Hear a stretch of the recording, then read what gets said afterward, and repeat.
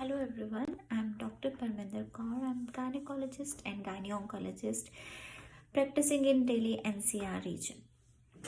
आज हम बात करेंगे सर्वाइकल इन्फेक्शंस के बारे में।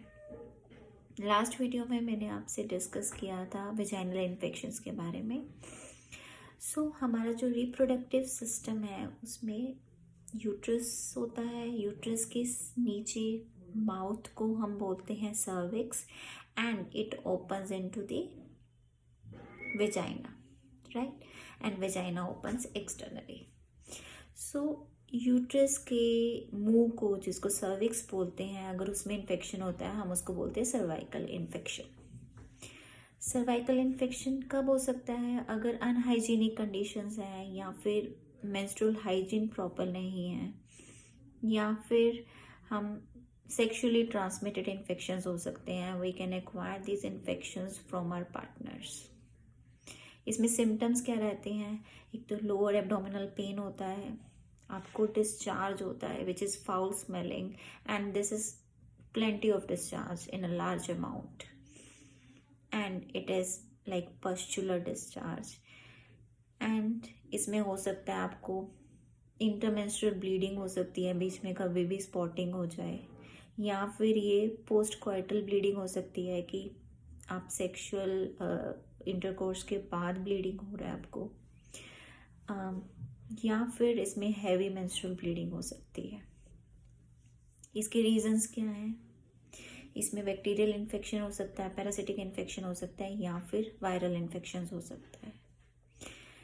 इन तीनों इन्फेक्शंस की ट्रीटमेंट अवेलेबल है। अगर आपको ऐसा कोई भी सिम्टम होता है, आप अपने गायनेकोलॉजिस्ट के पास जाइए और चेक कराइए। अब चेक कराना क्यों ज़रूरी है?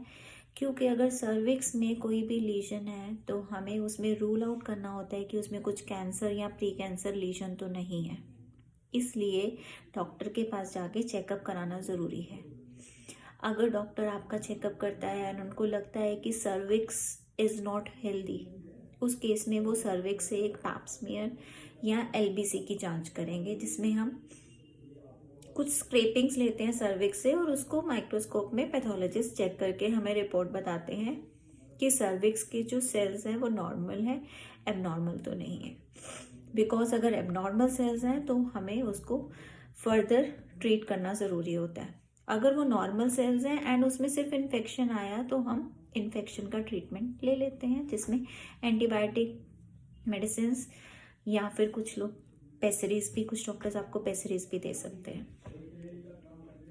अब इसको ट्रीट करना क्यों ज़रूरी है? बिकॉज अगर ये इन्फेक्शन लॉन्ग टाइम के लिए रहता है तो इसमें हमें कॉम्प्लिकेशंस होने का रिस्क है। कॉम्प्लिकेशंस क्या हो सकती हैं कि एक तो लोअर एब्डोमिनल पेन जो कि क्रॉनिक बन जाता है, जो ख़त्म ही नहीं होता है, हमेशा पेन रहता है।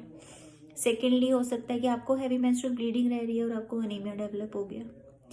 थर्डली ये हो सकता है कि इन्फेक्शन अंदर चला गया, यूट्रस में इन्फेक्शन हो गया और ट्यूब्स में इन्फेक्शन हो गया, एंड उसके कारण अंदर की एनाटमी डिस्टर्ब हो गई, जिसके कारण इनफर्टिलिटी हो गया, कि कंसीव करने में प्रॉब्लम आ सकती है फ्यूचर में।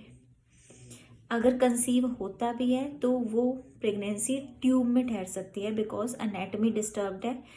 वो जो बेबी वहाँ पे डेवलप हो रहा है उसको ट्यूब से यूट्रस की तरफ आना होता है, बट वो नहीं आ पाया बिकॉज एनाटमी डिस्टर्ब्ड है। इसलिए उसको उस केस में एक्टोपिक प्रेगनेंसी हो सकती है, जिसका मतलब है कि जो प्रेगनेंसी है वो ट्यूब में ठहर गई और ट्यूब फट जाती है। वो एक लाइफ थ्रेटनिंग कंडीशन भी हो सकती है।